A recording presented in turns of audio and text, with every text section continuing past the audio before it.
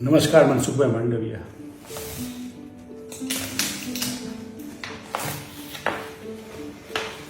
મનસુખભાઈ, આપને નહીં ધ્યાનમાં હોય પણ મારી ઓળખ આ હતી ને આ ઓળખ હેઠળ 10 વર્ષ દરમિયાન માણાવદરના વંથલીના ખેડૂતોના પ્રશ્નો હોય, બિયારણના હોય, ફર્ટિલાઇઝરના હોય, ધોવાણના હોય, પાક વીમાના હોય, ખેડૂતના પ્રશ્નનો સૌથી મોટો અમારા વિસ્તારમાં હતો અથવા ગુજરાતના 7 તાલુકામાં હતો તે ડાર્ક ઝોનનો હતો.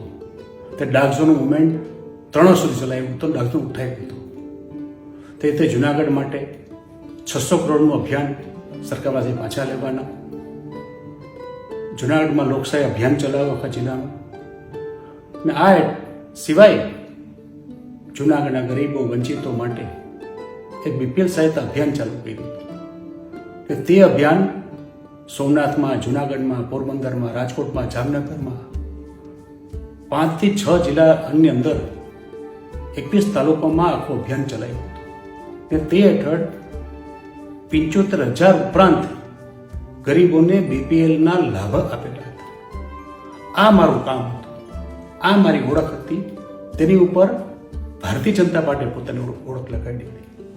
ને આટલી હિંમત, તાકાત કે તેવડ તમારામાં હોત તો ચૂંટણી પહેલાં કે ચૂંટણી દરમિયાન બોલવાની જરૂર હતી.